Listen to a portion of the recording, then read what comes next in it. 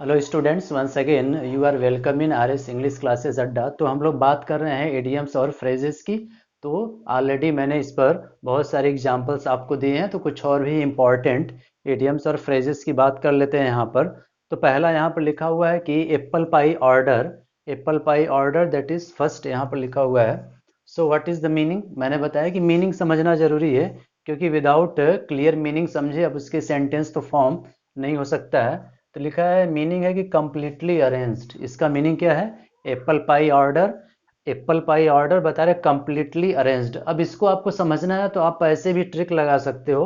Order, order मतलब क्या? कोई भी चीज़ यानी उसको अरेंज किया गया, तो उसको वही बता रहा है कि ऑर्डर, तो वही बोल रहा है Apple pie order the meaning is completely arrange. तो देखिए सेंटेंस क्या हो सकता है। बोल रहा है कि to her surprise the mother found the house on her return in apple pie order. Means apple pie order यानी वो जो मदर थी वो क्या हुई?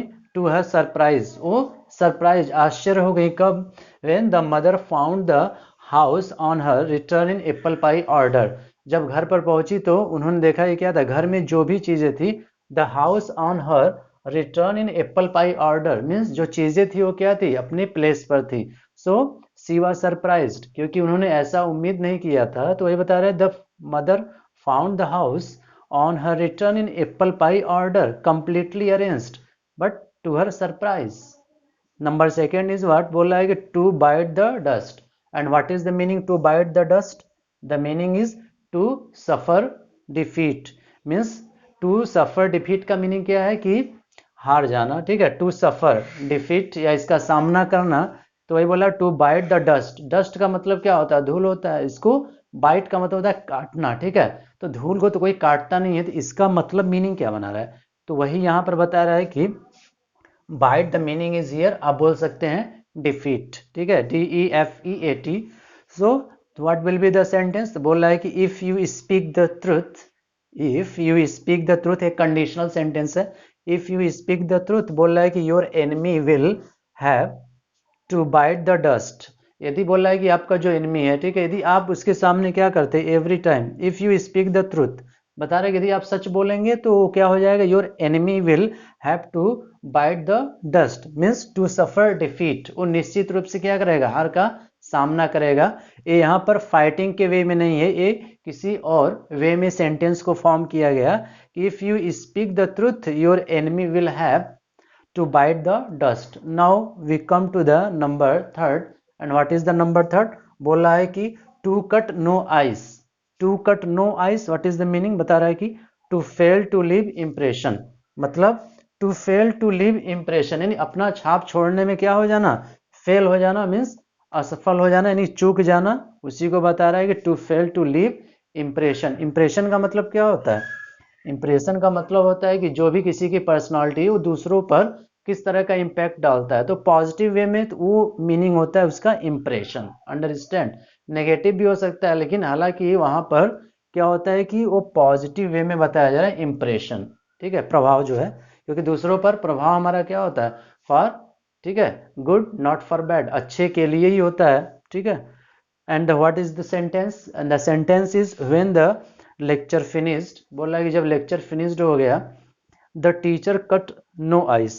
तो जो टीचर थे उन्होंने क्या किया? जाहिर सी बात है जो भी स्टूडेंट्स रहे होंगे या जो भी ऑडियंस है, तो बता रहे हैं कि वहां पर उन्होंने क्या किया? When the lecture finish the teacher cut no ice means to fail to leave impression. यानी वहां पर हो सकता है टीचिंग की बात रही बेसिकली, तो हम कह सकते हैं कि वहां पर उन्होंने क्या किया? अच्छे तरीके से स्टूडेंट्स पर अपना इंप्रेशन नहीं बना पाए। ठीक है, तो वही बोल रहा है to fail to leave impression. Now we come to the number 4। And number 4 is what? बोल रहा है कि to come of age. To come of age what is the meaning? तो बता रहा है कि मीनिंग क्या है? टू मेच्योर यानी प्रौढ़ होना। यानी क्या होता है, जैसे हम पैदा होते फिर धीरे धीरे क्या होता है हमारे अंदर समझ है आती जाती है, तो उसी को बता रहा है टू मेच्योर होना। यानी मेच्योरिटी क्या है कि हम चीजों को क्या करते हैं? समझते हैं, उसी को बता रहा है to mature. So the sentence is what?